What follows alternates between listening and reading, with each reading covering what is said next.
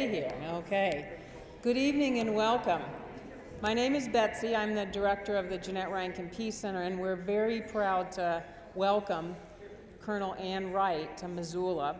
She's actually making several stops while she's in Montana, and Missoula is her first stop.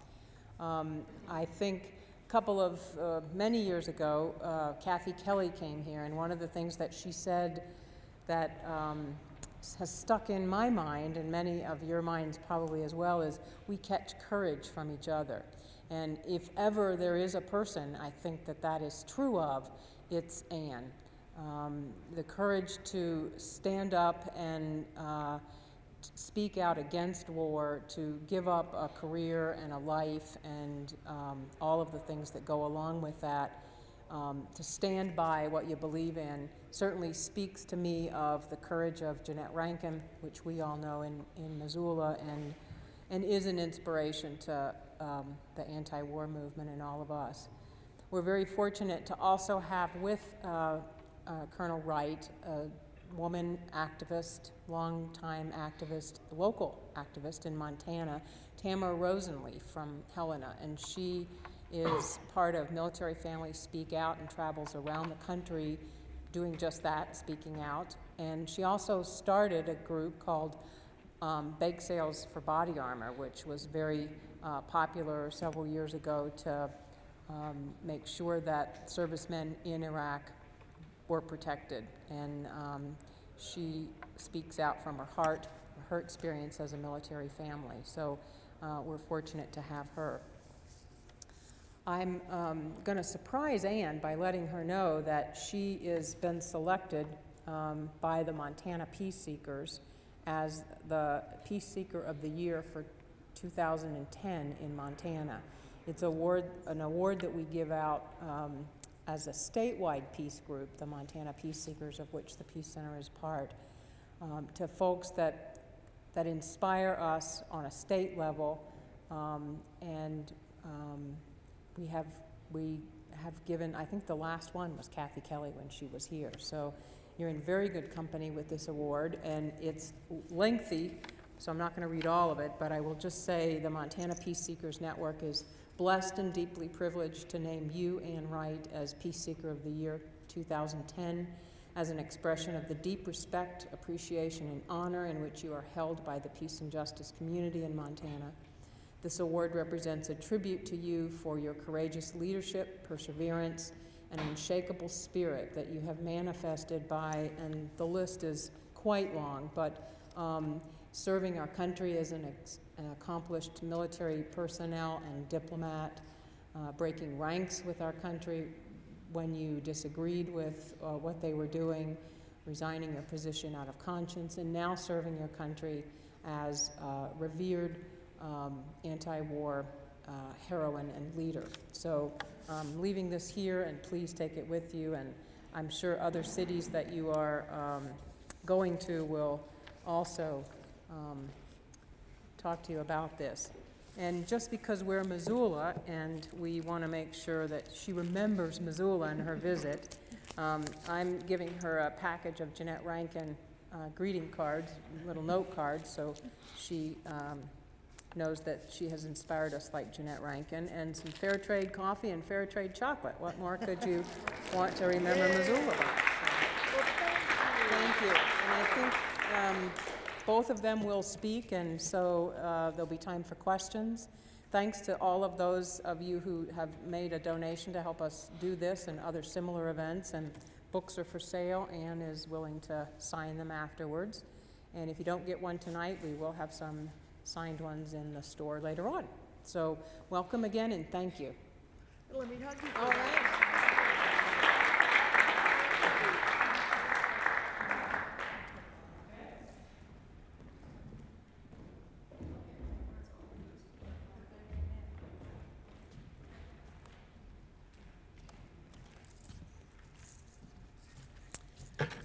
In 2005, I became a military family, well, at least a direct military family, because I am the niece of 4 Vietnam vets.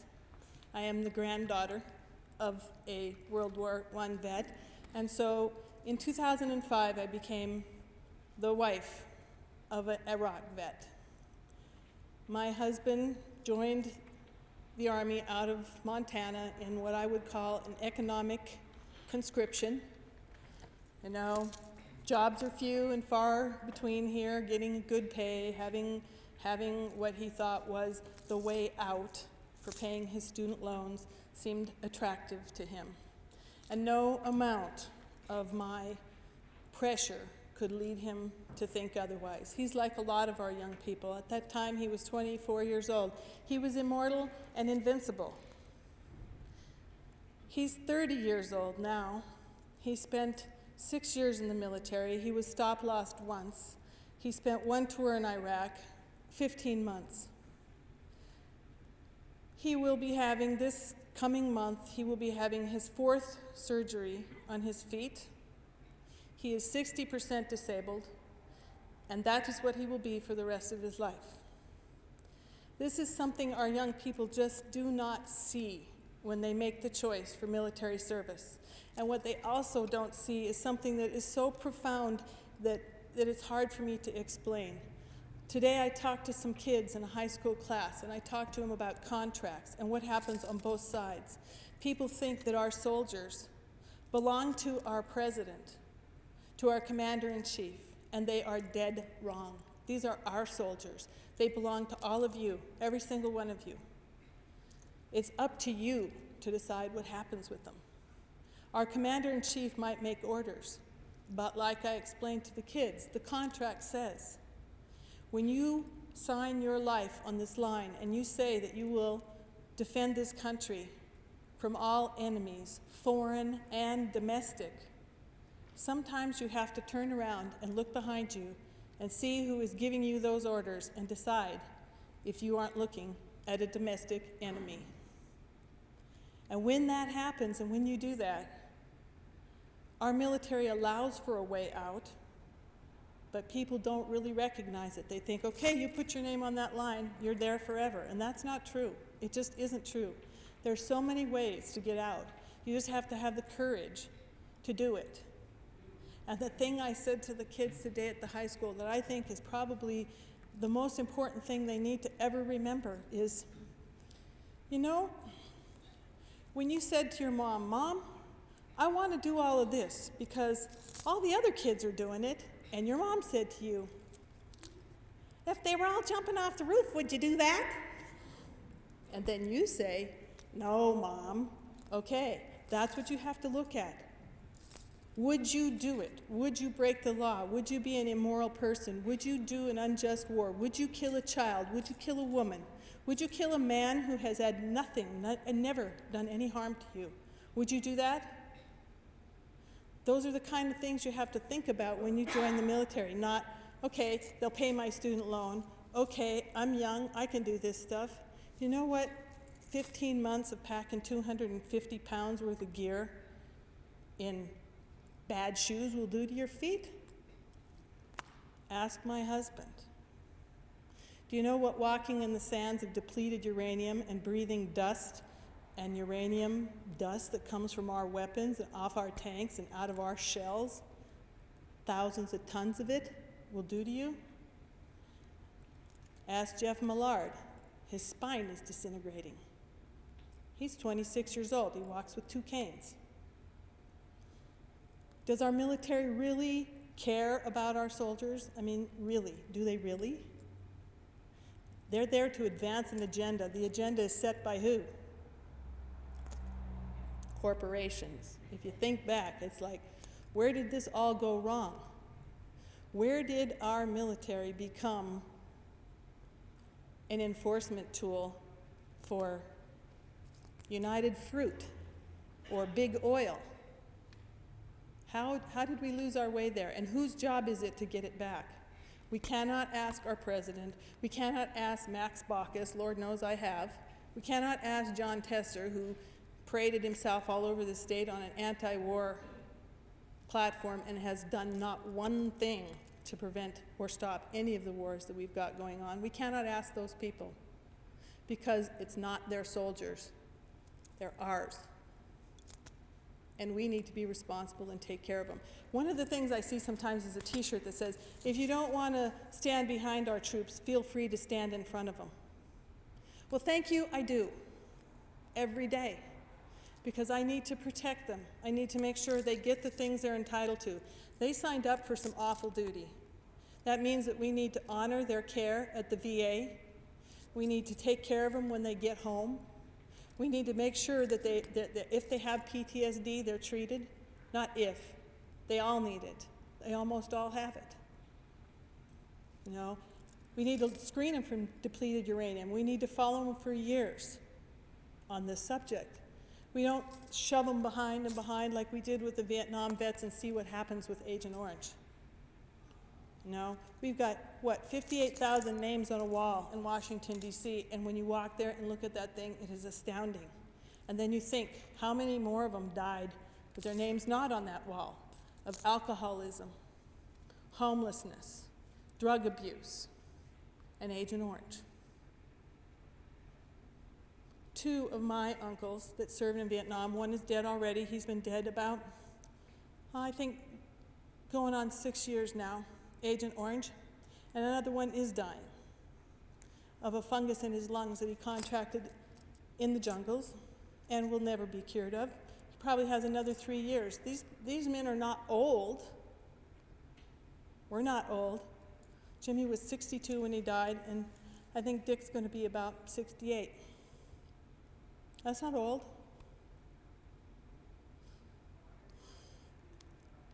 People ask me all the time wherever I travel, why aren't there more military wives like you? And I say, because there's not very many military men like my husband. For one, he got incredible pressure from his commanders and from the people he served with about the things I did. They said to him, Heflin, can't you get your wife under control? And he said, no, sir, with all due respect, sir, I cannot, sir, and neither can you. Heflin, your wife is not a patriot. Oh, he said, well, you mean getting armor for us over here for protection for our legs when y'all won't get it, that's not patriotic? Holding bake sales around the country, raising money so that we could get the armor that we needed because our government didn't do it, that's not patriotic? Asking my government to hold itself accountable for what it's done with my husband and the rest of our soldiers is not patriotic? That's pretty confusing to me. Then what is patriotic? Watching TV, watching Fox News, and saying, war in Iraq, is it still going on? Is that patriotic? I know, having a yellow bumper sticker on your car, one of them ribbons on your car, made in China, that's patriotic now. I'm a little confused by that. So in 2005, when I was in Texas and we had the Veterans for Peace, was in Dallas that year. And it was the first time I'd ever had anything to do with this group. But I knew I didn't belong with those veterans there at Fort Hood, so I decided to go to Dallas, and I met a whole different kind of veterans. I met Ann and a whole lot of other veterans, the wonderful and incomparable David Klein, who has since died but was president of Veterans for Peace at that time. And I saw a bunch of people who were willing to stand up and be counted and to do some things that seemed pretty important to me. So I joined them, and I ended up in a ditch in Texas for 28 days. It was a long time in that ditch, but we had a lot of fun. And we went touring after that, talking to a lot of people. We went all the way to Washington, D.C., and we marched in Washington, D.C. And all along the way, I met all of these people who said, how come there aren't more military wives like you? And again, I tell them about, well, there's not too many military husbands like Sean who are willing to tolerate this and not say, you gotta stop, you're ruining my career. And also because if you have to spend 365 days or more every day, you wake up, and you do not know if your husband's actually breathing today, and you don't know if he's going to make that 2 o'clock phone call that he said he would be on the computer or he would call you, and he doesn't, and you spend your day on eye casualties looking to see if there were casualties in his area, and you don't go to work because you're too freaked out and you can't take care of your clients or your people or do whatever you're supposed to do at work, and you can't talk to your family because they don't understand, and your sister takes you out for coffee and she pours the cream out of the container and says, "Oh, I think this one's a dead soldier." I just walk away, you know? How can you even leave your house if you think about things that way? If you don't wrap yourself in the flag and say, he's over there protecting our freedoms, he's making things better for us, how can you live each day? Well, people ask me sometimes, Sean got stop loss and his unit went back to Iraq, but he didn't go. And he didn't go because he was kept in the rear. And he was kept in the rear because I made that happen. And people ask me, how did you make such a thing happen? And I say, I let go. I was holding on so tightly to, okay, pretty soon he's going to get out. 8 months, 8 months, 8 months, 8 months and we'll be out. They promised him he would stay here in Texas. And when they geared his troop up to go back, I let go. Within 3 days of that announcement, I was hospitalized in the psych unit in Texas, in Killeen. And my husband filed papers for an exceptional family member, which meant that basically I couldn't leave Killeen, but he couldn't either. I had to stay within 30 miles of the hospital there. I had to have a case manager. I had to take medications. I had to follow a treatment plan. All right, I'll do that. I had to prove that there was nobody else that could possibly take care of me. I had to say, yeah, all right, I was raised by an alcoholic father, and I was raised also by a mother who lives with a pedophile. And so, should my husband go back to war and I can't take care of myself, who will? I had to put my dirty laundry in front of the military and say, this is why you can't send him. Okay, I will do that. I will pay that cost because I don't want him there again. Never once has he told me what he did over there, never once. But he was a .50 caliber gunner, and the people in his unit told me what he did over there. He never tells me. But I can see in his behavior, he's not the man that I sent. He's not the man that I used to know. I was married to him 6 years before he went there. I think I'd know. I think I knew who he was, and he's not the same. And he never will be, not physically, not mentally, not emotionally, not socially, not at all, not ever. This war may end for some people, but it will never end for me, and will never end for him. I will have a war in my marriage for the rest of my life. And I will have this business of having been declared crazy by a military doctor because I was grief-stricken to near suicide with the thought that they would send him there again. And is that crazy? Is it really crazy? I think it's actually perfectly sane, which was why I was willing to endure it. I don't take any of those medications anymore because I don't have to, because there's no case manager following me around checking to make sure that I do, and there's no more danger of my husband being sent back, because now he's so disabled that even if they wanted to, they can't recall him. It's a heck of a way to protect a guy, but there it is.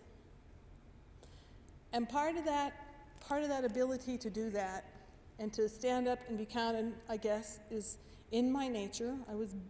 I'm a union leader's daughter, so my mother tells me the first word out of my mouth was no, and I think she was right. But mostly it came from seeing people who had given up as much as I did in some point or another, or who had behaved so courageously that I had an example to follow. And one of those people is Ann Wright. When I met her in Texas, she was wearing, well, y'all call them capri or something now, pedal pushers or something, little short pants and a baseball hat and had a little ponytail sticking out the back half the time. And she was kind of bedraggled looking, and she wore those same clothes every day because after all, we didn't have laundry machines in the ditch. And she organized, and she directed, and she helped, and people looked up to her. And I noticed through the time that I was there that I could gain courage from Anne and do the things that she did.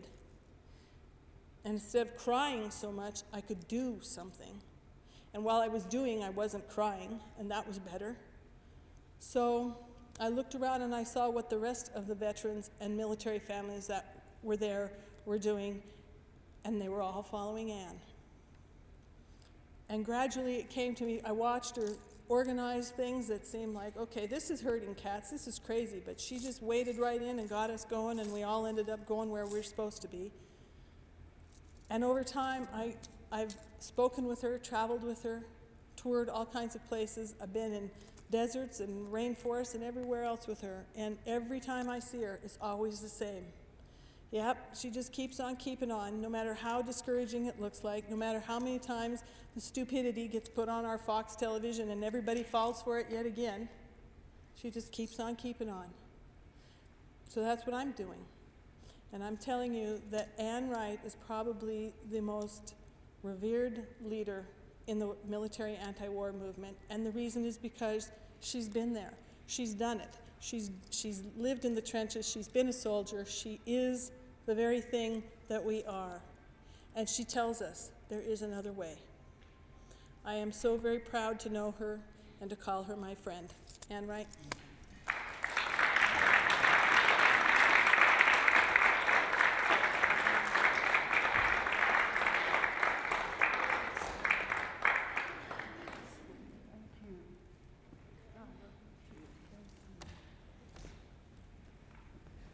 Wow, thank you, Tamara. And let's give a round of applause for Tamara for that beautiful.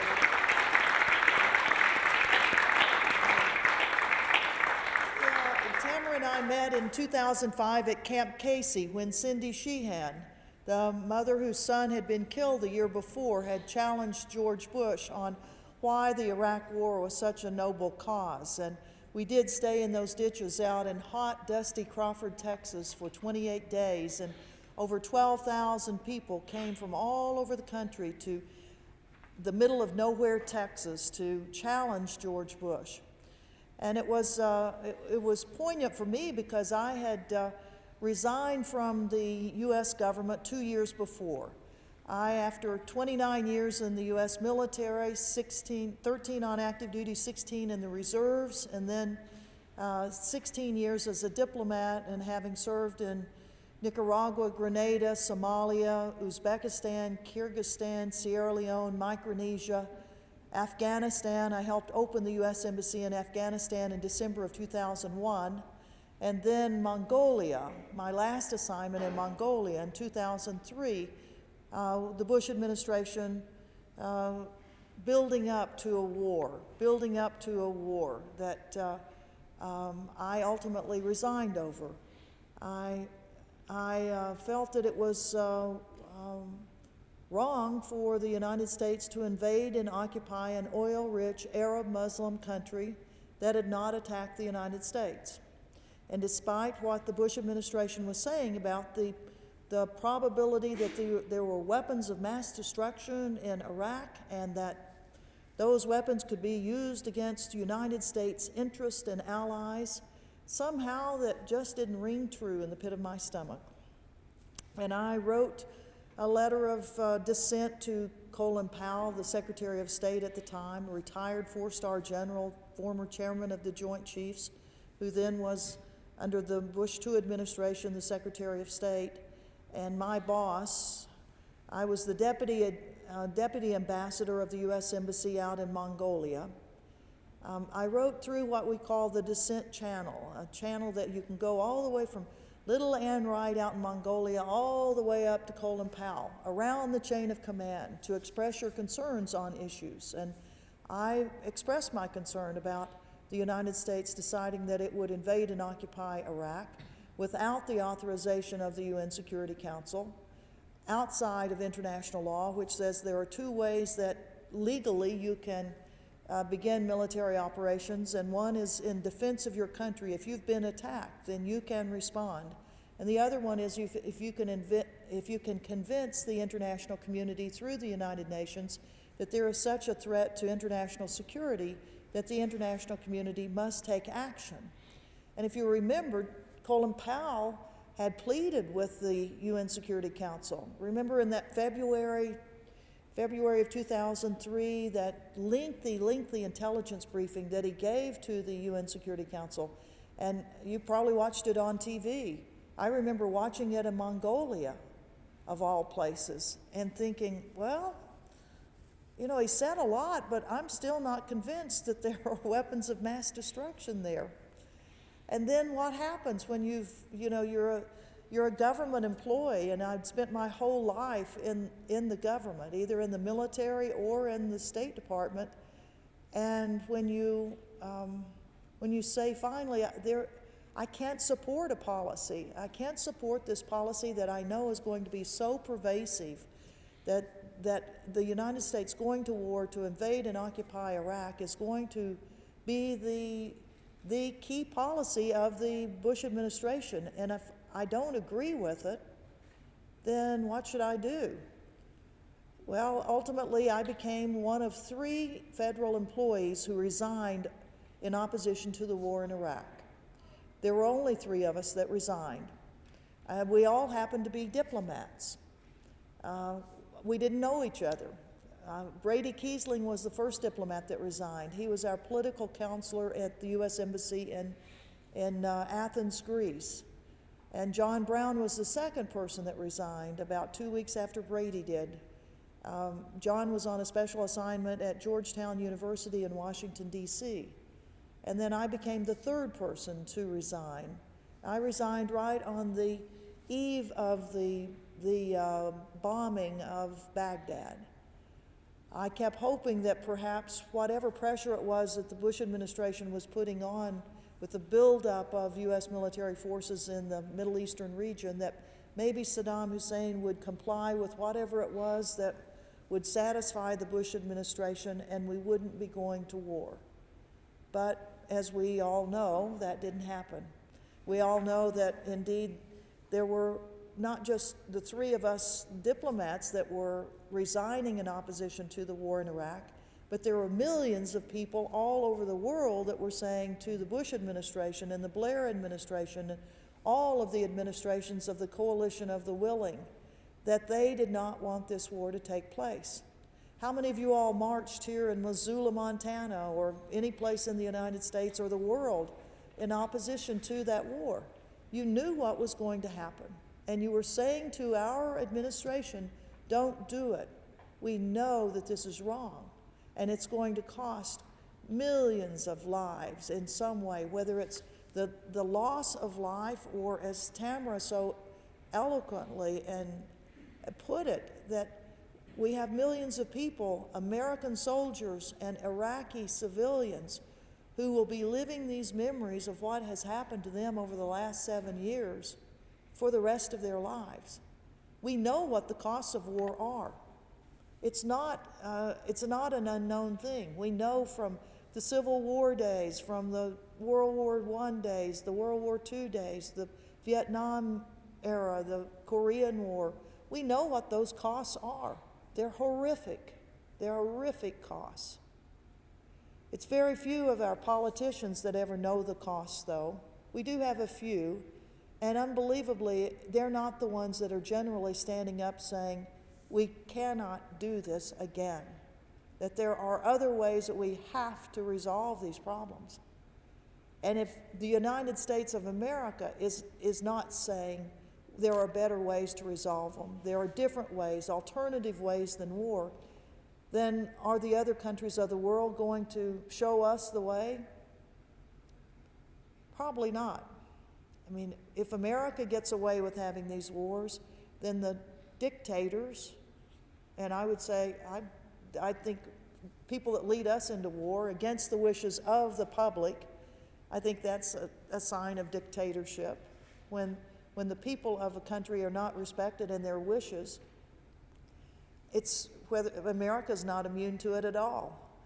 We always castigate other countries when, their leaders do whatever they want, and when in opposition to what their country people say, but we seldom hold our own politicians accountable for when they do the things that we know that are wrong. And we know it's wrong. We know that it is wrong to continue to use these implements of war. But it is the American way. If we're honest about it, the American way is war. We are a war-mongering country. Our history is of war. As much as we like to think that we are peace-loving people, if you go out on the streets and say to people, what does America stand for? Well, we stand for the rule of law, we stand for justice for everyone, we stand for equality, we stand for all of these things, and we're peaceful people. But when you look at what the reality is of our history, we are not at all peaceful people. We are warmongers, and we let politicians get away with it. We don't stop them. We have not figured out that mechanism where we, the people, can stop these wars. And so we have now another generation of young men and now of young women, because now the military forces are, depending on the military service, anywhere from 14 to 17% made up of women. And women get post-traumatic stress just like men do. They get traumatic brain injuries just like men do from the explosions that they're around. Women do commit suicide from the traumas that they've seen and they can't handle. Women are raped in our military. 1 in 3 women are sexually assaulted or raped in our military. Men are raped in our military. Of the reported rapes last year in the U.S. military, there were 3,200 reported, and as in the civilian life, sexual assault and rape is the most underreported crime there is. In our military, 3,200 people came forward in that very hierarchical structure to say somebody in our unit, somebody in our organization raped me. 10% of those that were raped last year in the military of the reported rapes were men. And it wasn't homosexual sexual contact. These were, as they are against women, these are power trips. These are putting other people in their place sort of things. I mean, we have a military now, the military that I was a part of for 29 years, that is shredding itself, in my opinion. I mean, we have 9 years of war, 9 years that we've been in Afghanistan, 7 years that we've been in Iraq. We have men and women who have been in this military through that entire time. Tamara's husband, Sean, was in 6 years during those wars. Men and women who have been deployed anywhere from 1 time to 8 times. I was just at a military equipment display on the National Mall in Washington, D.C. on Mother's Day of all times. Mother's Day, the day created for mothers who say, disarm, disarm, no more war. That's what Mother's Day was created for. Mothers who are saying, let's not go to war. And what does the U.S. military do on Mother's Day and Mother's Day weekend? That's the time that they have a massive display of military equipment on the mall. So we can't let that go unchallenged, can we? Not on Mother's Day. So for the last 5 years, various organizations, but generally honchoed by Code Pink Women for Peace, a great, great organization of women and men who are willing to challenge authority on many levels, have gone to the mall to say to the military, we don't need this equipment right down here on Mother's Day. You could take your equipment and go someplace else. Get your guns out of here.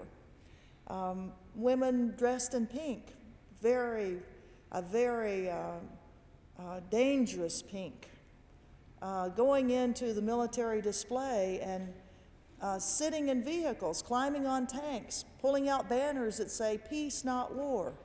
"Mothers say no to war." "I will not raise my child to kill another mother's child." Those types of banners. Well, I suspect you can imagine what the reception is.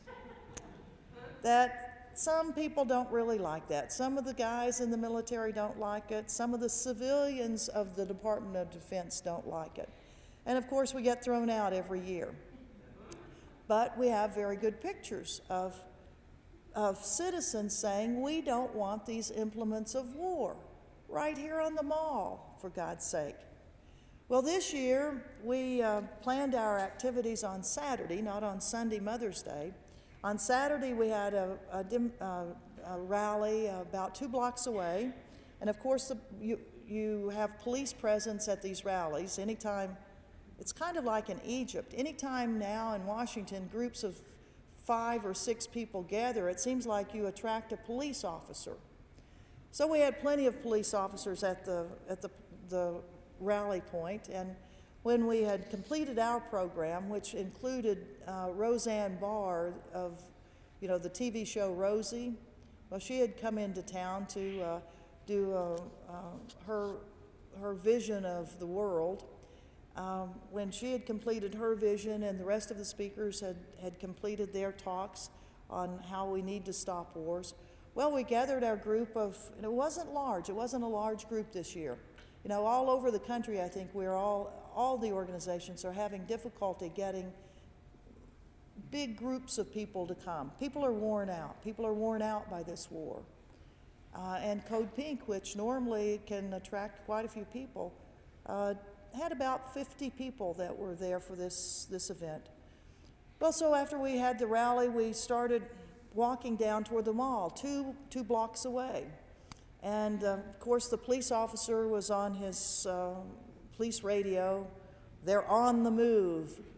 And as this dangerous, very dangerous, colorful pink group started walking down toward the mall, we had one of our folks who had kind of gone down before to check things out came racing back saying, "They've closed the exhibition. They've closed the military thing. It's locked up."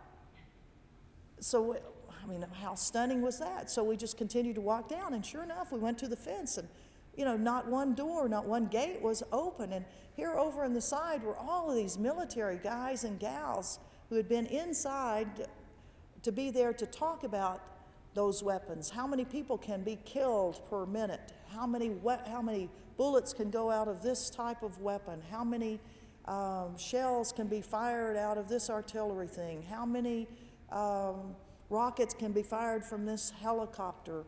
How long the range is of this mortar? How many people can be seen by this little tiny baseball-sized camera that is used now to roll down the street so soldiers don't have to actually physically go out in places. They can kind of roll this thing down a road, and then they have a little computer that shows them what's happening because of this thing. A little drone, a tiny little drone. It's about the size of one of these little kits that you make little airplanes, that you can just fly yourself. You see them, people are out, flying these little things. Well, the U.S. military uses them now. That's one of their reconnaissance vehicles. They're so silent, they can just hover around a place. Well, we were seeing all of these they were explaining all of these things to the public that was coming through there. I know this because the next day we went into it. But that afternoon, at 3 o'clock when we went down there, the military had closed the place up tighter than a drum. So it was kind of interesting that here, this group of 50 people, this group dressed in pink, this very dangerous group of primarily women, had caused a major military exhibition of equipment to close up. And I think that's a very good thing. I think it's very good that we could have that effect. So you might want to try that sometime when you have a military exhibition here. I mean, and this is coming from a person that's been in the military that for this length of time. I think that we do parade around a lot of our military equipment. We are more proud of that than we are of peace. I understand you all now have a peace float in some of the 4th of July parades here. I think that's a really good thing. We need to do that. We need to remind people there are better ways than continuing these wars. These wars in Iraq, that now 7 years in Iraq that we've been there, the new Obama administration that says the timetable for withdrawal that George Bush had is perfectly fine with them. It wasn't fine for me, the Bush timetable, when Bush was in power, and I'm certainly not in agreement with Obama that we should continue that timetable. I think we need to be removing our troops faster out of Iraq. I think we need to be questioning who's going to be left behind. How many of those mega cities, those mega American cities that are called military bases are going to be left behind? How many contractors are going to be left behind, civilian contractors? You know, right now in Iraq, we have as many contractors as we have military. We have about 15,000 U.S. military in Iraq right now, and we have over 115,000 U.S. civilians as contractors there.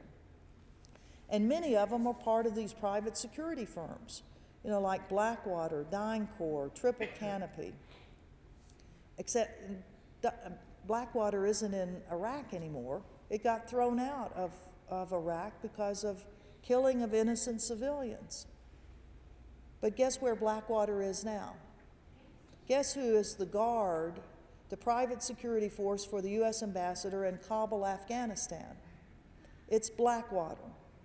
Blackwater, now known as XE, Blackwater. I know that because I was in Afghanistan in September of last year.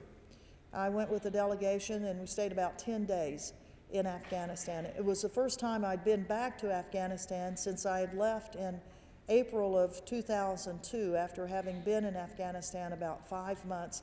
I was on the small team that reopened the embassy in Afghanistan in December of 2001. We had a 5-person team that went in to reopen the embassy that had been closed for 12 years. During that time, I felt there was a window of opportunity that the United States might be able to do something for Afghanistan. Al-Qaeda had been pushed out into the mountains of Tora Bora by CIA operations with warlords. The Taliban had been kind of pushed out of the way. The people of Afghanistan that had been under war conditions for almost 30 years, I was thinking, you know, there might be that little window of opportunity that maybe there could be schools built, there could be clinics, there could be an opportunity for farmers to get back to work, that roads could be built. And I knew that the shelf life of anyone that goes into Afghanistan was pretty short. I mean, the history of invaders of Afghanistan is that they don't stay long in Afghanistan. So I was thinking, well, if the U.S. is going in there, you know, get in there, do some quick work, and get out.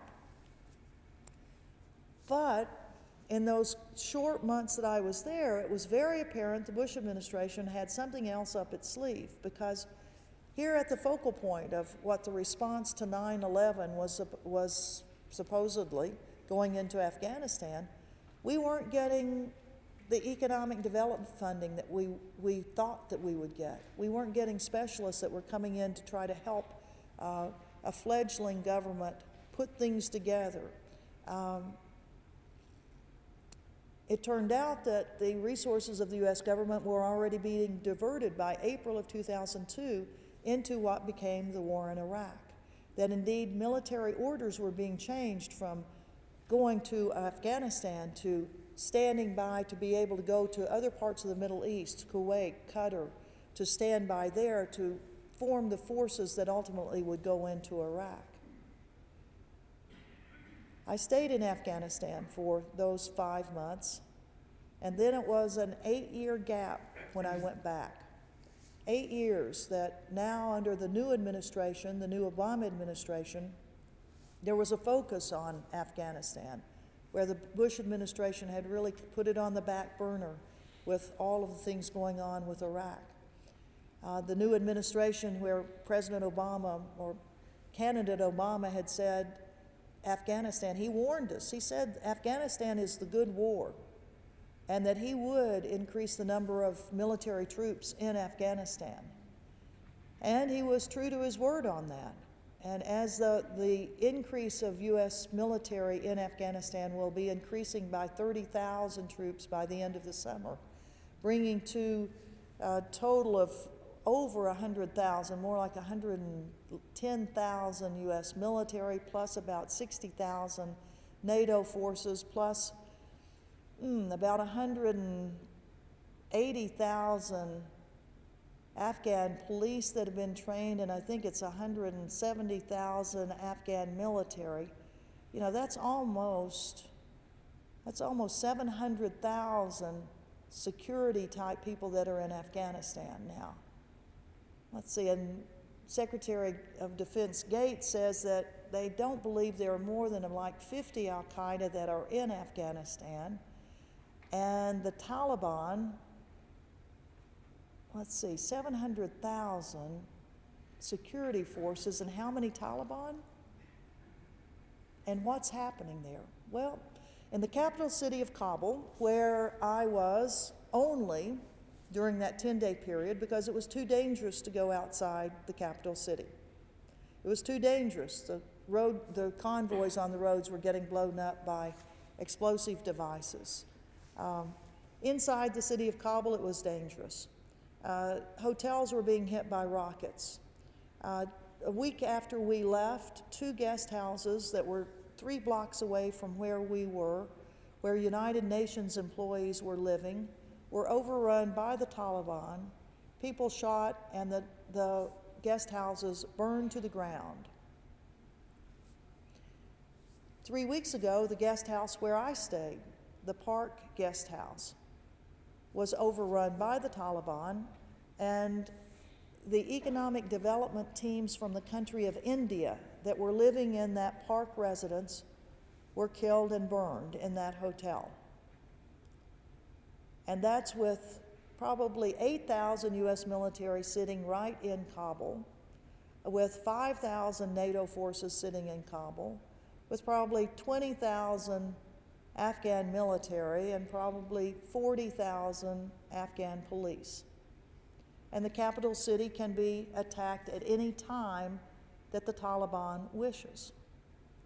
So it seems to me like there's got to be a better way. And when you have President Karzai, who arrived in Washington yesterday,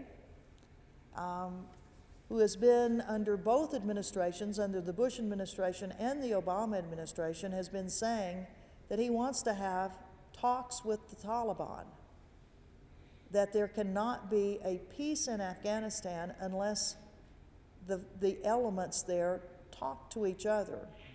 And yet both the Bush administration and the Obama administration have been loath to give their okay to it.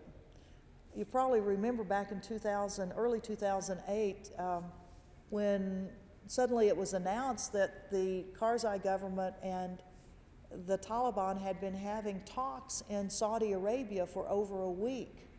And the Bush administration was aghast. They didn't know a thing about it. They didn't know a thing about it. But they let it be known that they didn't think that was a very good idea. Well, the Obama administration now says that there should be negotiations, but from a position of power, of strength, and that's one of the reasons that these 30,000 new U.S. troops should be going into Afghanistan, to be in a position of strength so that the Taliban will know who's boss before any negotiations take place. Well, the allies in the coalition of the willing have all been saying that there is no military solution to what's going on in Afghanistan. Even Stanley McChrystal, the current U.S. commander of forces, says there is no military solution to this. And yet we continue to pour military troops in. So there is a better way.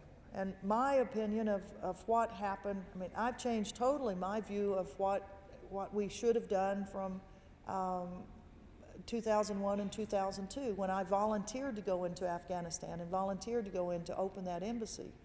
If you look at really where, if you say that Al-Qaeda is the group that went after us in 9/11, and that the Al-Qaeda bases in Afghanistan were the ones that were used to train people, and you want to go after the leadership of Al-Qaeda, if you look at what's happened over the last 9 years, the majority of people who have been captured that have been Al-Qaeda have not been captured by U.S. military forces or CIA forces in Afghanistan. It's been through international police work. And those people, many of them have already come to trial in international trials. I think I think we're seeing very plainly that threats, transnational threats, can be dealt with in many ways by international law enforcement, and that using our military forces is not the way to go about taking down cells of people that may want to harm the United States. But that's a hard argument to get a lot of people to agree with, because you don't make a lot of money when you're relying on international law enforcement. I mean, when the biggest money makers in America right now are the military-industrial complex, the big contractors that have multi-billion-dollar contracts to support our military forces and our civilian forces in Iraq and Afghanistan, they don't want to hear this, and they're the big contributors to both political parties. There are reasons why these wars continue, in my opinion, is that there is a lot of pressure on politicians not to stop them. I mean, we have a new president that said, we are going to be open and transparent about what we do in our government and how we spend our money. Well, the transparency now is that we have the largest military budget in the history of the world. Is not under George Bush's administration, it's under Barack Obama's administration. The biggest military budget we've ever had in our country and in the world is under President Obama. And President Obama also said, we are going to include every expense that comes to the military. We're going to put it in the defense budget so we'll know how much we're spending. So everybody will know that. Except that's not happening. Now we have our military budget here, and then we have a war supplemental, another war supplemental of $33 billion for the next 6 months that's going to be voted on separately. And how many people ever vote against the war supplementals? I mean, we get a lot of talk from our politicians that I'm against, we need to come up a different way, that I'm opposed to these wars, but when it comes down to the votes, they vote for it. They vote to pay, and they say, well, we have to support the soldiers. I may not like the war, but we can't let the soldiers just be left hanging out there. Well, I can guarantee you that as a person who's been in the military a long time, 3 decades, that military budget is padded more than any other budget in our national composite budget. There is plenty of money for the care and treatment of our soldiers in there. And this whole idea of we've got to have yet one more war supplemental is outrageous. Who are the people that stand up against the administrations when they're doing these sorts of things, when they are continuing the wars, when there are different ways to go about things, when being at war, 9 years in Afghanistan, 7 years in Iraq, when we've seen the abuses that have happened in those wars, when we've seen tens of thousands of people who have been in prisons in Afghanistan, and over 800 of them transferred into the prison in Guantanamo, that Guantanamo that President Obama said he was going to close within the first year of his administration. Guantanamo, where 650 people have already been released back to their home countries, because there was not enough evidence for even the military commissions to prosecute them. And right now, 150 people left in Guantanamo. How many people have actually gone through military commissions hearings and have been convicted by military commissions? 4. That's it, 4. And how many people have been involved in what are called terrorist actions around the world and have gone into civilian court systems and have been prosecuted and convicted? There have probably been 150 of them. I mean, using the military commissions is not the way to go. It's the civilian courts are able to handle these cases. But when you have things like torture that is being committed on people, and our own government does not want to admit and acknowledge in a court of law that evidence that is going to be used in the prosecution of people has been obtained in horrific manner that is against domestic and international law. That's why you see that the Obama administration now is saying we may go ahead and prosecute more people in the military commissions. They're actually protecting the criminal acts that were committed during the Bush administration. Sadly, where President Obama says we have to look forward, we don't want to look backward when we look at how we got into the wars in Iraq and Afghanistan, and who were the people that decided that torture was okay by the United States. Those lawyers, those architects of torture, John Yoo, Jay Bybee, who's now a federal court judge, Gonzalez, the counselor to the president and later attorney general. When we have the vice president of the United States who still maintains that waterboarding is just fine. It's just fine. Will there ever be any accountability for these types of crimes? It doesn't look like it. This administration's not moving on it at all. But within that government structure, there have been some people that have been speaking out. There were the 3 of us that spoke out before the war started, saying in various ways, we think this is a bad idea and we're willing to give up our careers on it. There were military general officers who were saying, that retired officers, that were saying, this is going to be big trouble for the United States. Brent Scowcroft, the former national security advisor to George Bush I, in an op-ed to the Wall Street Journal, said exactly that. And Brent Scowcroft, a family friend of the Bush family, was never allowed into Bush Jr.'s White House after he publicly said going into Iraq was going to be a real disaster for the United States. We had other people that were speaking out on these issues. We had young men and women in our own military who were saying, I volunteered for the military, but you know, I didn't volunteer to fight in wars that I think are probably illegal. I mean, when you have privates and specialists and sergeants who are saying to the generals, don't you think this is wrong? I mean, this doesn't comport to international law the way we're in Iraq particularly, but we have had some people that have said the same thing about Afghanistan. And what happens to these junior people in our military that are 19, 20, 21 years old who have a clarity of vision and a conscience that says, I volunteered to go in the military, but I didn't volunteer to do what I think are illegal things. Now, does a military person have a right to say that? How many think that they do have that right?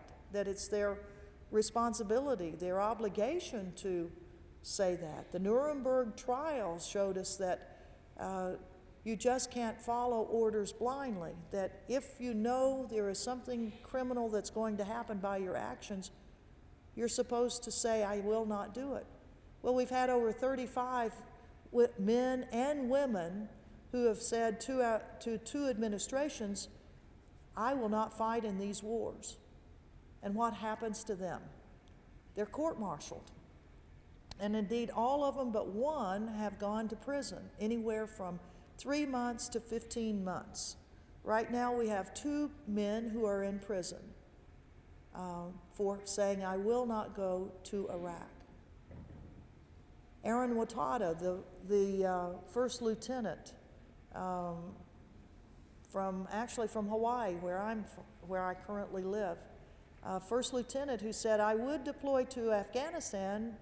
I think I can see the rationale there, but the war in Iraq, I've done my studying, and that's an illegal war, and I refuse to go. And he was court-martialed at Fort Lewis, Washington.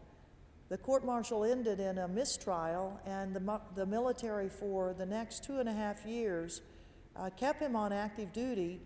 The federal court stepped in and said, if you're going to court-martial him again, you have to come up with different charges. Otherwise, if you try to court-martial him on the same speaking out against the war charges, that would be double jeopardy. For 2.5 years, he was kept on active duty and kept at Fort Lewis, Washington, not incarcerated, but doing a job, a menial job. But he was released from his military obligation 4 months ago. He's the only person who's not gone to jail for standing up for that. Other people who have spoken out, let's say on Guantanamo. I mean, there were a lot of people that knew what was going on in Guantanamo. A lot of people knew that there were atrocious things that were happening there. There were a lot of people who said, we need to be protecting these people's rights, that they have the right to know what the charges are against them, that they need legal help. There were plenty of lawyers that were volunteering to help, but they couldn't help because they didn't know the names of the people or where they were from, because the Bush administration refused to give out that information. Finally, through lawsuits, primarily through the Center for Constitutional Rights, finally the Bush administration gave out the nationalities of the people that were there, the nationalities of those. And an interesting point was how many Iraqis were in Guantanamo? How many Iraqis were then connected with events of 9/11? And zero. No Iraqis were ever in Guantanamo. People from Saudi Arabia, Yemen, Afghanistan, but no Iraqis were ever there. How did we ever find out the names of the people in Guantanamo? It wasn't that the Bush administration just gratuitously handed out those names, because they were saying, if people know the names of the people in there, then the families of those people will take action against the United States or against U.S. soldiers anywhere in the world, and it would be very dangerous for the names of those people in Guantanamo to be known. But you know, that argument didn't go over with a lot of people outside of Guantanamo, as well as people that were working in the legal system in Guantanamo. And a young man, a lieutenant commander in the Navy, a guy who'd been in the Navy 17 years, a Navy lawyer, who said, you know, I took an oath to the country that I would protect the Constitution of the country. I didn't take an oath that I would protect criminal interests of a president, but I would protect my country. And what I see my country doing here, I think is wrong. And lawyers need to know the names of these people that are here so that they can find out whether or not the people that are accused of being in a certain place at a certain time whether they can track that down, investigate it. You know, of this 800 people that have been in Guantanamo, 95% of them were purchased by the United States of America. Purchased. We have a bounty program that still is in existence. $25,000 we were paying for people that were alleged to be senior Al-Qaeda, up to $5,000 if they were senior Taliban. So there were a lot of people in Afghanistan and Pakistan who were turning in people they didn't really like. And because our intelligence community was so poorly equipped with translators and interpreters, we were taking everybody's word that this person, this 78-year-old person, an amputee, was a threat, that he was a senior Taliban leader. We were saying, yes, these 13-year-old kids were active agents against the United States. I mean, some of the things that our government, our military and CIA accepted were just outrageous. Well, this lieutenant commander, Matthew Diaz, he had seen all of that, and he said, You know, the names of these people should be brought forward. And Matthew Diaz super copied all the names. He had access to the database.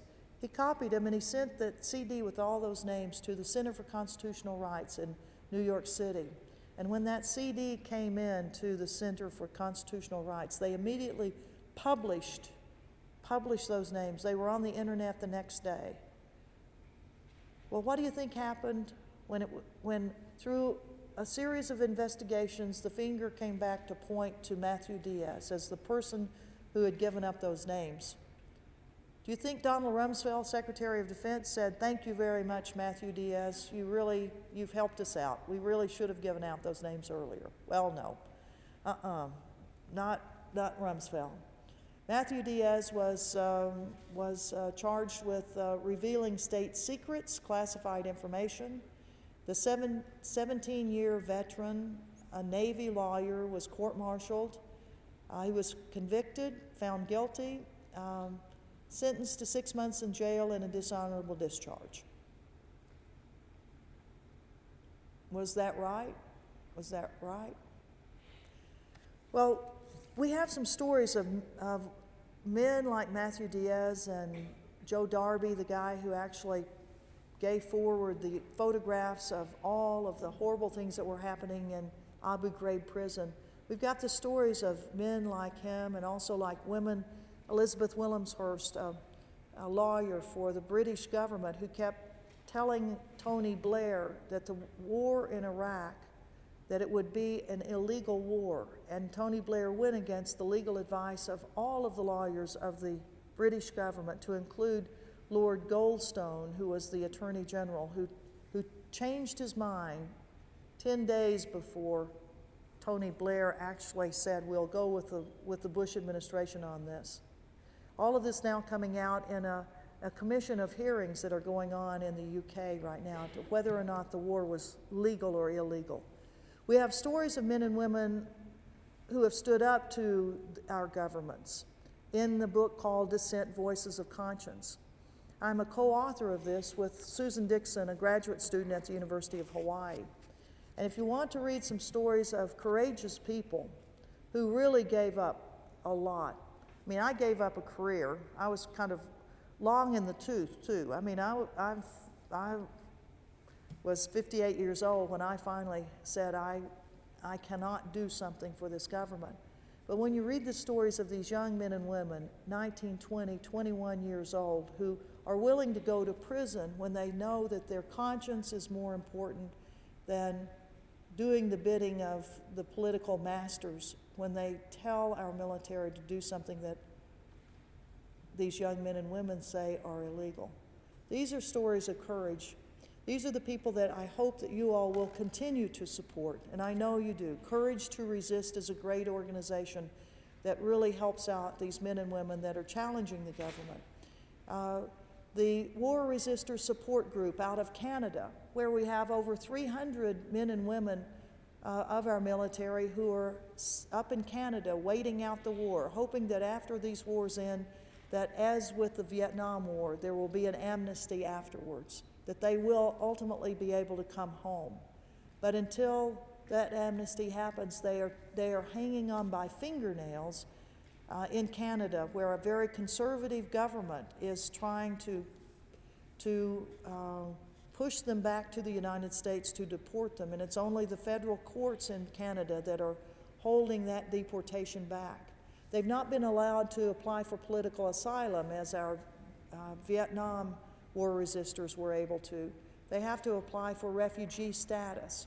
And so far, none of them, after 7 years, have been granted refugee status. So there are a lot of organizations that need help from us. It's tiring work. You all know it is. I mean, you're the ones that are out on the streets every single day. You're the ones that are with the women in black that are on the street corners with the banners. The Peace Center that will organize events at that remarkable peace sign that you have on the hill, and a new bell that's going up there. You're the ones that will be in the marches and the parades. You're the ones that are the conscience of the community. And it's tough right now because the level of participation is low. A lot of people who worked for Barack Obama to become president are not yet willing to say, you know, there are parts of this that I'm having some real difficulty with, even though there may be some advances on environmental issues, with the exception of authorizing drilling in the Atlantic and the Arctic. There are some bright lights, but on the issues of the war, we're still in a very difficult position with this new administration. So it's hard. It's hard work. It's a time when it takes the dedication of people like you all to keep the idea alive that it is in the best interest of our country that we stop these wars and that we prevent our politicians from getting us into any more. So with that, why don't I stop, and if there are any questions or comments, I'd be glad to take them. And I thank you all very, very much for being here. Thank you.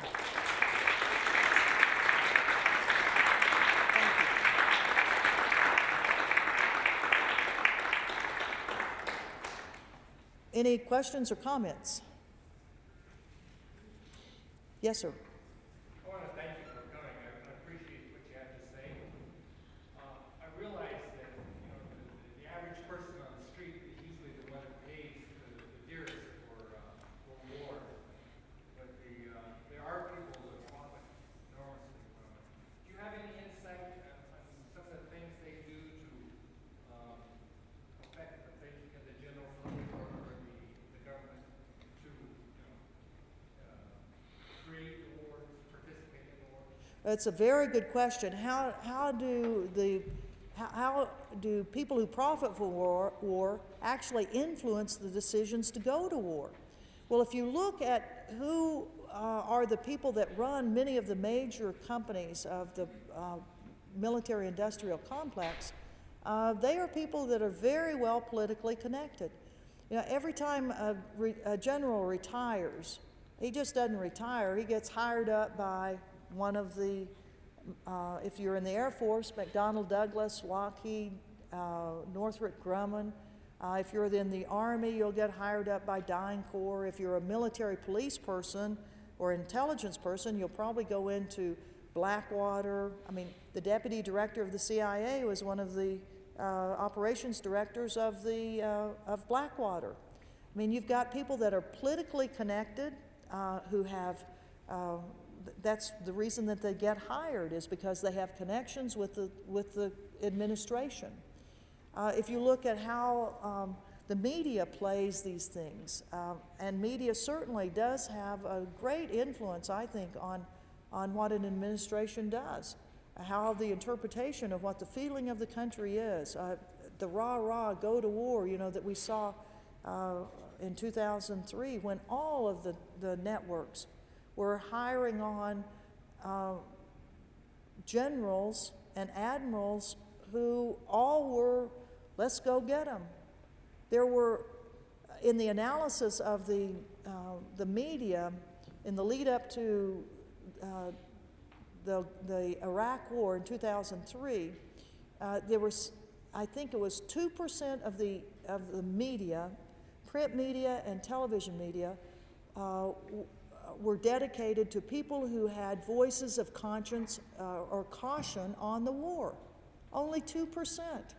98% of the stuff that was put on was totally, let's go to war. The influence is obvious in terms of lobbying in Congress. When you see, how many of you all have ever been to Congress and have gone to your congressional offices in Washington? Well, when you go into those offices and you see who else is sitting there waiting to talk with a congressman or woman or his staff, who are those people? I mean, they are the lobbyists for the war machines. It's unbelievable how many people are making a large amount of money of pushing our Congress to go to war. And the pressures that they have on the executive is astounding. I mean, I can only imagine how somebody like Barack Obama is being pressured How did he decide that it was in our national interest for 30,000 troops to go in? When you had the U.S. ambassador in Afghanistan, a three-star general who had served 2 tours in Afghanistan and had been the commander of U.S. troops in Afghanistan, and then, much to my displeasure, when I heard that Carl Eikenberry was going to be our new U.S. ambassador, it was like, well, where is any voice other than a military voice? We have no one in the senior leadership of the U.S. government presence in Afghanistan that comes from a civilian perspective. It's all military. And yet it was that military guy, 3-star General Carl Eikenberry, whose telegrams to President Obama during this period of reflection of what to do, he was saying, don't send any more troops in. We've got plenty as it is. It's that there's nothing really to work with here, that we are having difficulty with the Karzai government. And to send more troops in is not going to be the answer. So what were the pressures on him? Yes, ma'am.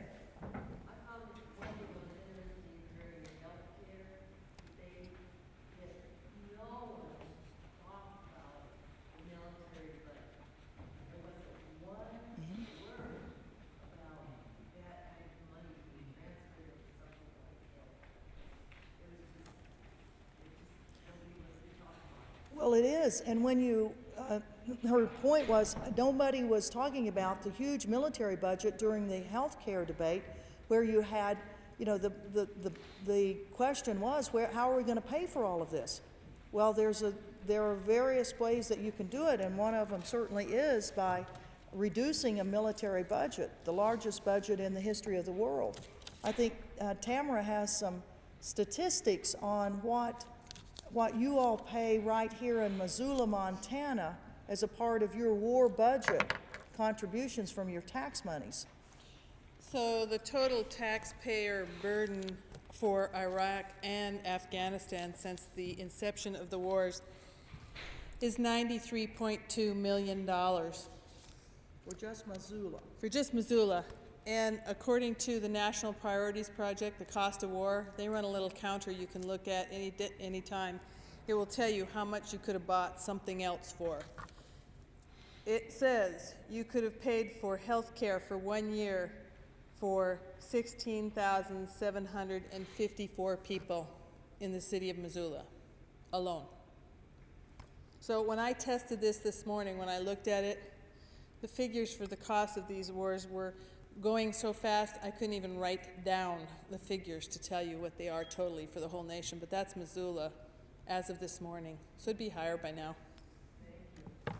There's also, you could have sent 17,482 kids to school, college for a year. It's one of the reasons they all go to, join the military, so they can go to school. Yeah. Eventually, if they survive. Yeah, if they can then use the GI Bill. But, now universities are having to have special counseling centers for veterans as they return and go to college, because the veterans can't really keep up, many of them can't keep up with college classes. They have very difficult time concentrating, focusing, getting their homework done, writing their papers, because they have stress. Some of them can't even get out of their apartments now to go to classes because they are having the post-traumatic stress so badly. So when they join the military, so many of them, to try to get an opportunity to go to school after you get out of the military, and now they're so deeply affected by what they've seen and done while they've been in the military, they can't even take advantage of those educational opportunities that they went in initially to get. Let's see. Yes, sir. How do we, in practical steps, break the grip of the military-industrial complex on what's happening in our country? Usually, the power they have over the media and the political establishment. The question is, how in practical steps, do we break the grip of the military-industrial complex on? yeah, on how they have, how do we disrupt it? Yeah, it's a huge question. I mean, how do you, when they've got the money, they've got the power and the access, how do we disrupt it? Well, I'll give you one example of something that happened just a month ago in Washington, D.C., where one of the great, huge companies of America, Northrop Grumman, that makes a huge array of aircraft and intelligence platforms, and I mean, they are into everything. Well, they decided they were going to move their corporate headquarters from Los Angeles, California, move it across to the DC area so they'll be even closer, so that every single day they can be lobbying in Congress and they can have their men and women into the White House. So they went to the city government of Washington, D.C. and said that they needed to, in order to get that D.C., if they wanted Northrop Grumman to be in their city, would have to give them a minimum of $25 million in tax breaks for them to come to the city. And in return, of course, they would be hiring, well, there would be 330 new jobs in Washington. Of course, none of them for the people of Washington. It would just be the people coming out of L.A. But this great prestigious company saying to the poverty-stricken city of Washington that, you know, is closing schools right now because it doesn't even have enough money. And Northrop Grumman wanted the tax break. Well, there were citizens that got together that said, no, we don't want Northrop Grumman here. We don't want that kind of, I mean, and this is stunning for a group of citizens in the nation's capital to come forward to say to the city council, we don't want you giving tax breaks to that type of company. We don't want that company in our town. Well, what do you think the city council that is, you know, they all get contributions from corporations that have headquarters in Washington, D.C. That city council that had a lot of pressure on it to let Northrop Grumman come in and give them those tax breaks.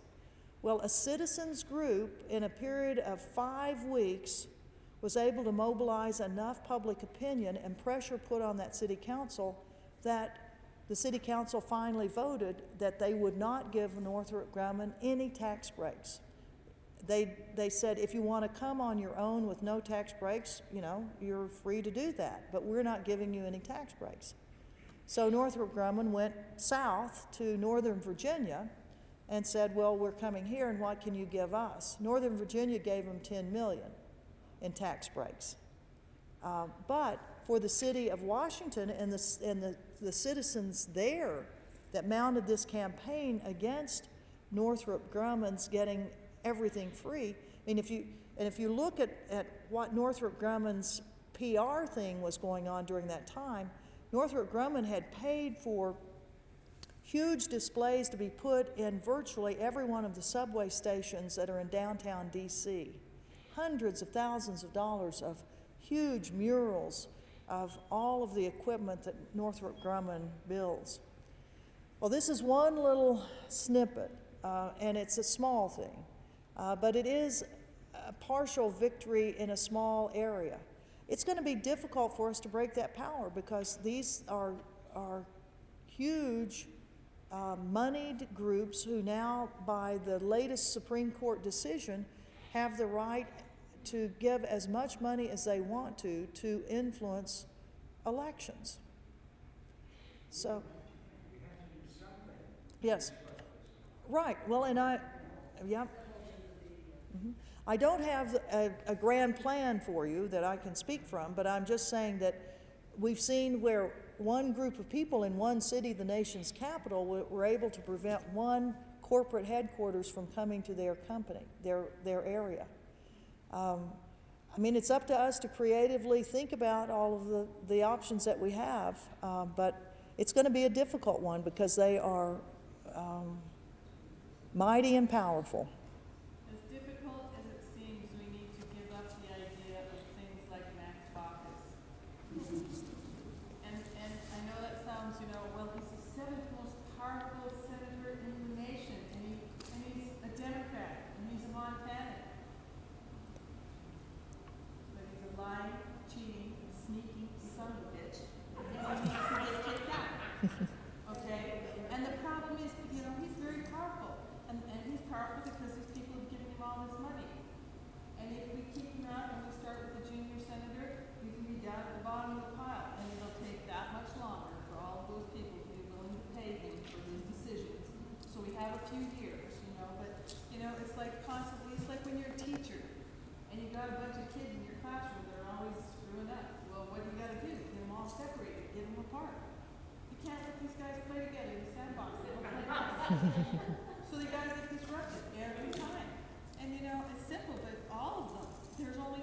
two of them that ought to stay. Kucinich and Sanders. And the rest of them ought to pack up and get out. So who gets that? Who makes that happen? You know, they can mount their campaigns, but we in the end have to vote, so Yeah. get Yes. out there and exercise it. Yep, that's true. Yes, ma'am. I just wanted to say that, a lot of other jobs are dependent on the military too, besides these big companies. Just in Folsom, we have, I think, 3 different companies that have military contracts and stuff.